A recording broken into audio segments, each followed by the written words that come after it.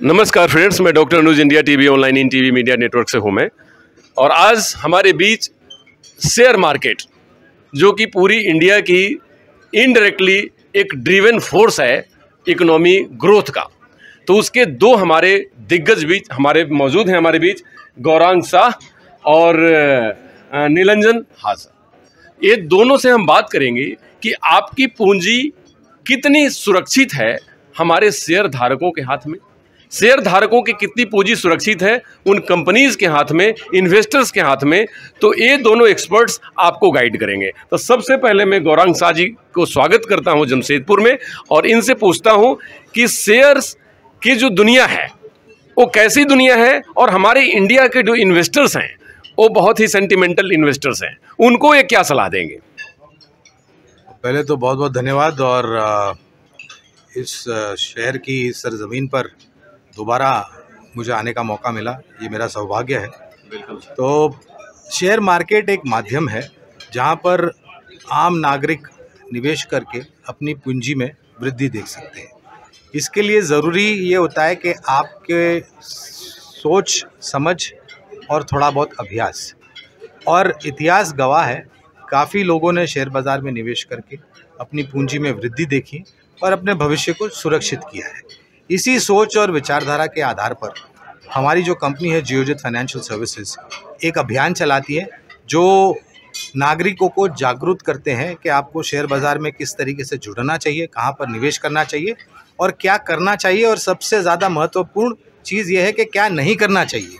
ये सबसे ज़्यादा ज़रूरी है शेयर बाज़ार में, क्योंकि अक्सर लोग ये सोच के निवेश कर देते हैं कि हमारा पैसा किसी भी कंपनी में हम लगा देंगे तो बढ़ जाएगा। ऐसा नहीं होता है। आपको ध्यान रख करके थोड़ा बहुत अभ्यास करके निवेश करना चाहिए। और मैं खुद मेरा एक निजी उदाहरण दूं तो मैं शेयर बाज़ार से तो जुड़ा ही हूं, लेकिन मैंने एक काफ़ी बड़ा हिस्सा जो है मेरी पूंजी का वो शेयर बाज़ार के माध्यम के द्वारा हमने शेयर बाज़ार में निवेश किया। और मुझे ऐसा लगता है कि जिस तरीके से भारत विकास के तरफ जा रहा है, कदम उठा रहा है, जिस तरीके से सरकार नीतियाँ बना रही हैं और जिस तरीके से हमारी विकास दर है, ये सभी चीज़ों का अगर मैं समीकरण करता हूँ तो मेरे ख्याल से आने वाले 2 या 3 सालों में या 5 सालों में यहाँ से काफ़ी ऊपर के तरफ के दायरे आपको शेयर बाज़ार में आते हुए दिखेंगे। और इसी सोच और विचारधारा के आधार पर हम लोगों को जागरूक करते हैं और अपना भविष्य शेयर बाज़ार में निवेश करके सुरक्षित करने की राय देते हैं। लेकिन एक चीज़ ध्यान में रखनी चाहिए कि जोखिम हर एक चीज़ में होता है, लेकिन अगर आपने सूझबूझ समझ और अभ्यास करके पैसे निवेश किए हैं शेयर बाज़ार में तो आपको शेयर बाज़ार ने कभी भी निराश नहीं किया है। बहुत बहुत धन्यवाद। एक चीज़ और मैं जानना चाहता हूँ गौरांग जी कि शेयर मार्केट इंडिया के लोगों के लिए बहुत पुराना नहीं तो बहुत नया भी नहीं, तो इसमें 7 पॉइंट्स कुछ लोग, मतलब पूरी आबादी का 7 से कुछ ज़्यादा परसेंटेज के लोग इसमें इंटरेस्ट ले रहे हैं और पार्टिसिपेट कर रहे हैं, जबकि हमारी 93% मार्केट अभी खाली है। वो लोग अगर इस मार्केट को इंटरेस्ट लेते हैं और आते हैं, जबकि ये काफ़ी बड़ी अमाउंट हो जाती है, काफ़ी लोगों की संख्या हो जाती है, तो इसमें आप उन यंगस्टर्स को कि जो कि अभी अभी इकोनॉमी में कदम रखा है, मतलब वो मैंने टोडलर्स हैं, मतलब इकोनॉमी के लिए, और वो सीख रहे हैं, तो उनको क्या कहना चाहेंगे कि किस तरह से आपकी कंपनी जो तुरंत जॉब ज्वाइन किया, किसी ने स्टार्टअप किया, किसी ने कुछ किया, वो हमारी ड्रिवन फोर्स है इंडियन इकोनॉमी के, तो उन यंगस्टर्स जो इन्वेस्टर्स हैं उनको आप क्या कहेंगे नटसेल में कि कहाँ जाए और किस पर ज़्यादा भरोसा करें? तो पहले तो आप जब भी शेयर बाज़ार में निवेश करते हैं तो आपको सेबी रजिस्टर्ड ब्रोकर के साथ ही कामकाज करना चाहिए, पहली बात। दूसरी बात, आजकल की जो युवा पीढ़ी है उनको बहुत सारी झटपट चीज़ों की आदत लग गई है, और शेयर बाज़ार कोई ऐसा माध्यम नहीं है कि आपको रातों रात करोड़पति बना दे। शेयर बाज़ार में आपको धैर्य रखना चाहिए, और जैसे मैंने बताया लंबी अवधि के लिए अच्छी कंपनियों में निवेश करना चाहिए। और सबसे पहले और सबसे महत्वपूर्ण बात है आज की जो युवा पीढ़ी है कि आप जब भी किसी भी रोज़गार के तरफ आगे बढ़ते हैं, आप नौकरी करते हैं या अपना कोई व्यवसाय शुरू करते हैं, तो आप इतना बिल्कुल कीजिए कि आप महीने के आखिर में जो आपके पास पूंजी आती है उसका एक बड़ा हिस्सा बचत करके रखें, न कि कोई बहुत ही महंगा स्मार्टफोन खरीदे या तो कोई बहुत ही महंगी चीज़ इलेक्ट्रॉनिक खरीदे या तो फिर ज़रूरत न होने पर कुछ चीज़ों पर खर्चा करे।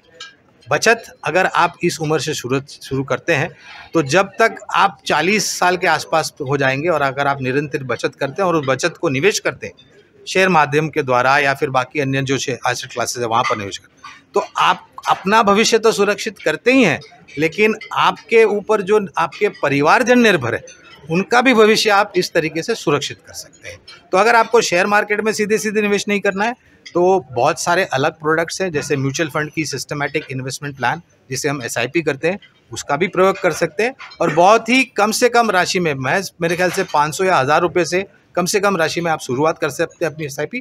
और अगर आपका अनुभव बेहतर होता है तो आप यही कोशिश करेंगे कि आप अपना खर्चा कम करेंगे और बचत ज़्यादा करेंगे। जी, एक आखिरी सवाल जरूर मैं पूछना चाहूँगा, क्योंकि हमारे इन्वेस्टर्स के मन में सवाल होता है कि कितना परसेंटेज अपने इनकम का, यंगस्टर्स के लिए है क्योंकि 40% आबादी हमारे यंग इन्वेस्टर्स का है, कितना परसेंट इन्वेस्ट वो करे शेयर मार्केट में, बाकी मार्केट को सर भूल जाएं, कितना परसेंट करना चाहिए कि जिससे कि उसका फ्यूचर ब्राइट हो और वो कंट्री के लिए एसेट बन सके? देखिए, सबसे पहले तो मैं ये बताऊंगा कि अगर आपके पास जो भी आपके पास तनख्वाह आती है या आपने व्यवसाय शुरू किया है तो उसमें आपको मुनाफा हो रहा है, तो आप पहले निवेश कीजिए, क्योंकि अगर आप पहले निवेश कर देते हैं तो अपने आप आपका खर्चा ही कम हो जाएगा।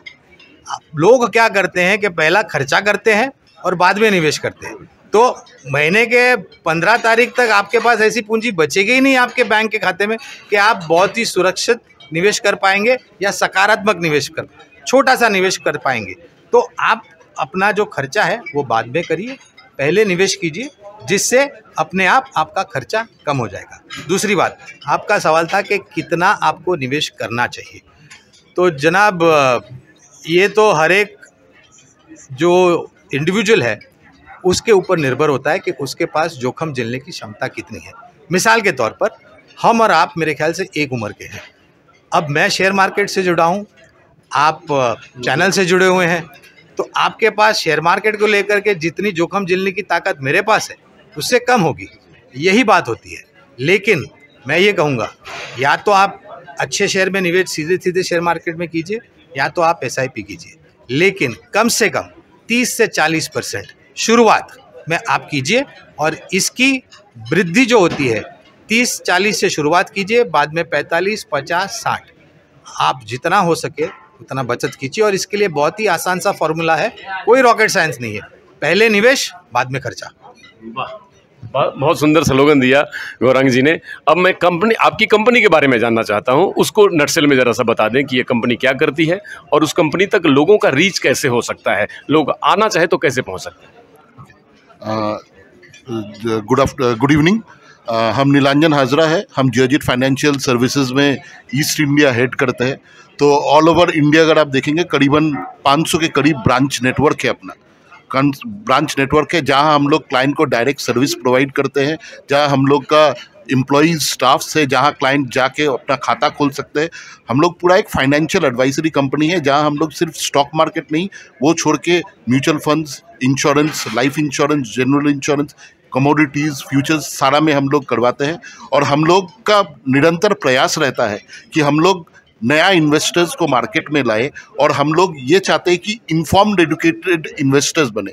तो आज जैसे हम लोग प्रोग्राम किए जमशेदपुर में एक इन्वेस्टर एजुकेशन प्रोग्राम, ये हम लोग हर टाइम करते रहते हैं। गौरंग सर एक ऐसा फेस है जो हम लोग के साथ ये प्रोग्राम करते हैं। ये छोड़ के हम लोग डिफरेंट कॉलेजेस, डिफरेंट सोसाइटीज़ में जाके भी हम लोग क्लाइंट्स को डिफरेंट फाइनेंशियल प्रोडक्ट के ऊपर इन्फॉर्म करते हैं। जियोजित फाइनेंशियल सर्विसेज का हम लोग का हेड ऑफिस कोचिन में है, हम लोग खुद लिस्टेड कंपनी है, एंड हम लोग का stake Kerala state industrial government के पास भी है। तो ये अपना कंपनी है जो लास्ट 35 साल में स्टॉक मार्केट में है, और हम लोग क्लाइंट्स को इन्फॉर्म्ड बनाए हैं और वेल्थ क्रिएट करके दिए हैं। और हम लोग चाहते हैं कि हम लोग के पास क्लाइंट आए, इन्फॉर्म्ड बने, तब निवेश करें।